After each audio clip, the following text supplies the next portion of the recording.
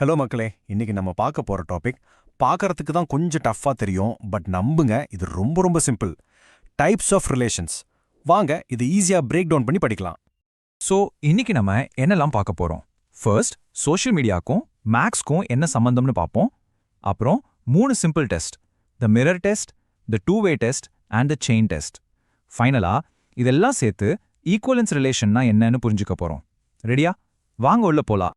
Social media and maths நீங்க நம்புவீங்களா? நீங்க use பண்ற இன்ஸ்டாகிராம், ஃபேஸ்புக் எல்லாமே பியோர் மேத்தமேட்டிக்கல் ரூல்ஸ்ல தான் ரன் ஆகுது. எப்படின்னு பாப்போமா? ஒரு செகண்ட் யோசிச்சு பார்த்தீங்களா? ஒரு ஃபேஸ்புக் ஃப்ரெண்ட்ஷிப்க்கும் ஒரு இன்ஸ்டாகிராம் ஃபாலோக்கும் என்ன பெரிய வித்தியாசம்? ரெண்டுமே கனெக்ஷன் தான், கரெக்டா? ஆனா அதுக்குள்ள ஒரு ஹிடன் லாஜிக் இருக்கு. இங்க தான் வித்தியாசம் வருது. உங்க இன்ஸ்டாகிராம் ஃபாலோ ஒரு ஒன் வே ஸ்ட்ரீட் மாதிரி. நீங்க ஒருத்தரை ஃபாலோ பண்ணலாம், ஆனா அவங்க உங்களை திரும்ப ஃபாலோ பண்ணணும்னு அவசியம் இல்லை. ஆனா ஃபேஸ்புக் ஃப்ரெண்ட்ஷிப் அப்படி இல்லை. அது ஒரு டூ வே ஸ்ட்ரீட். நீங்க ஒருத்தர் கூட ஃப்ரெண்டா இருந்தா ஆட்டோமேட்டிக்கா அவங்களும் உங்க கூட ஃப்ரெண்டு தான். இந்த மாதிரி ரூல்ஸ் டிஃபைன் பண்றது தான் ரிலேஷன்ஸ் இன் மேத். ஓகே, நம்ம ஃபர்ஸ்ட் டெஸ்ட்க்கு உள்ள போலாமா? த மிரர் டெஸ்ட். இதை வச்சு நம்ம ரிஃப்ளெக்சிவ் ரிலேஷன்ஸை செக் பண்ண போறோம். ரொம்ப ரொம்ப சிம்பிளான ஐடியா தான் இது. இதுதான் உங்க என்சிஆர்டி டெக்ஸ்ட் புக்ல இருக்கிற ஃபார்மல் டெஃபினிஷன். பார்க்க கொஞ்சம் காம்ப்ளிகேட்டடா தெரியும், பட் ட்ரஸ்ட் மீ, இது ஒண்ணுமே இல்லை. Let's read it. A relation R in a set A is reflexive if A, A belongs to R for every A belonging to A. சிம்பிளா சொல்லணும்னா ஒரு கண்ணாடி முன்னாடி நிக்கிற மாதிரி நீங்க எப்பவுமே உங்களை தான் பாப்பீங்க, ரைட்? அதே ஐடியா தான் எங்கேயும். ஒரு ரிலேஷன் ரிஃப்ளெக்சிவா இருக்கணும்னா அந்த செட்ல இருக்கிற எவ்ரி சிங்கிள் எலிமெண்ட் அது கூடவே ரிலேட்டடா இருக்கணும். ஒரு எலிமெண்ட் மிஸ் ஆனாலும் ஆட்டம் க்ளோஸ், நோ எக்ஸெப்ஷன்ஸ். ஸோ எப்படி செக் பண்றது? ரொம்ப சிம்பிள். ஸ்டெப் 1, செட் ஏலிருந்து ஏதாவது ஒரு எலிமெண்ட் ஏவா எடுத்துக்கோங்க. ஸ்டெப் 2, A, A பேர் அந்த ரிலேஷன் ரூலை சாட்டிஸ்ஃபை பண்ணுதான்னு செக் பண்ணுங்க. ஸ்டெப் 3, இது அந்த செட்ல இருக்கிற எல்லா எலிமெண்ட்க்கும் ஒர்க் ஆச்சுன்னா, ஐ ரிப்பீட், எவ்ரி எலிமெண்ட், அப்போ அந்த ரிலேஷன் ரிஃப்ளெக்சிவ். இங்க தான் நிறைய ஸ்டூடெண்ட்ஸ் ஒரு சின்ன தப்பு பண்ணுவாங்க. 1-2 எலிமெண்ட்டை செக் பண்ணிட்டு அந்த ரிலேஷன் ரிஃப்ளெக்சிவ்னு முடிவு பண்ணிடுவாங்க. ஆனா அது பத்தாது. ஒரே ஒரு எலிமெண்ட் A அந்த A, A டெஸ்ட்ல ஃபெயில் ஆனாலும் மொத்த ரிலேஷனும் நாட் ரிஃப்ளெக்சிவ். ஸோ இங்க ரொம்ப கவனமா இருங்க. ஆல்ரைட், நெக்ஸ்ட் டெஸ்ட்க்கு போவோம். The two way test. இது நம்ம ஃப்ரெண்ட்ஷிப் எக்ஸாம்பிள் மாதிரி தான். இதை வச்சே நம்ம சிமெட்ரிக் ரிலேஷன்ஸை கண்டுபிடிக்க போறோம். Is the formal NCERT definition? A relation R in a set A is symmetric if A, B belongs to R, implies that B, A also belongs to R for all A and B in A.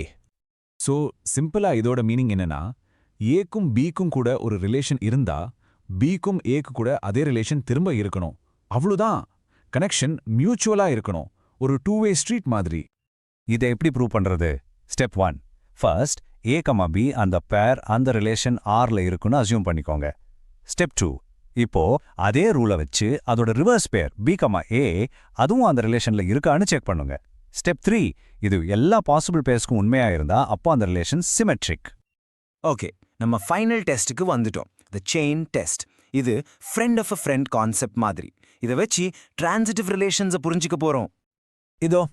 இதுதான் official definition. A relation R in a set A is transitive if A, B belongs to R and B, C belongs to R, implies that A, C belongs to R for all A, B and C in A. கவனிங்க, இங்க 3 elements வருது. So கொஞ்சம் extra கேர்ஃபுல்லா இருக்கணும்.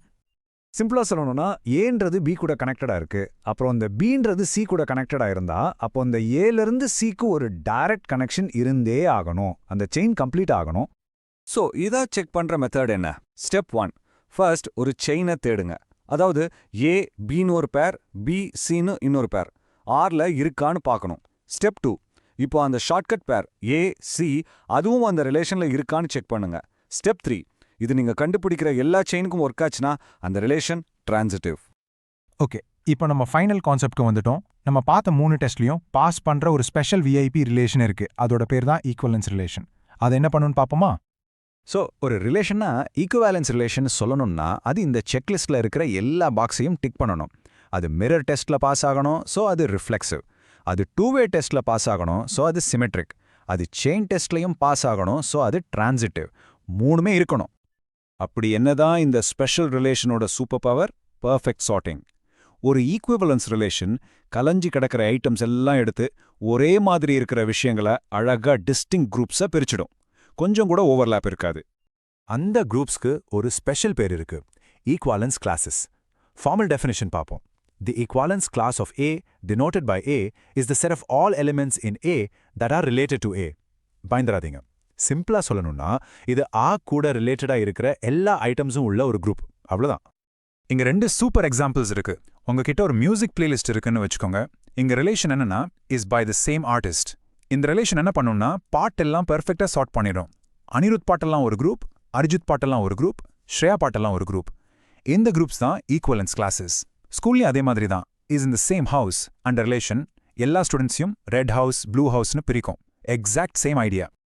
Okay, ஒரு சின்ன quick recap. நம்ம 3 test பார்த்தோம். ரிஃப்ளெக்சிவ்னா மிரர் டெஸ்ட் A, A. சிமெட்ரிக்னா two way test A, B இருந்தா B, A இருக்கணும்.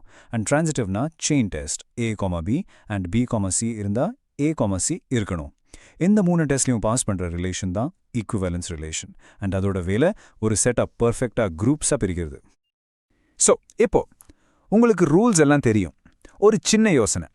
நீங்க விளையாடுற கேம்ஸ்லேயோ யூஸ் பண்ற ஆப்ஸ்லேயோ வேற என்ன ரிலேஷன்ஸ் ரிஃப்ளெக்சிவ், சிமெட்ரிக் இல்ல டிரான்சிட்டிவா இருக்குன்னு கண்டுபிடிக்க முடியுமா? இந்த கான்செப்டை புரிஞ்சுக்கிட்டா உங்க டிஜிட்டல் வேர்ல்டா நீங்க ஒரு புது கண்ணோட்டத்துல பாப்பீங்க. All the best.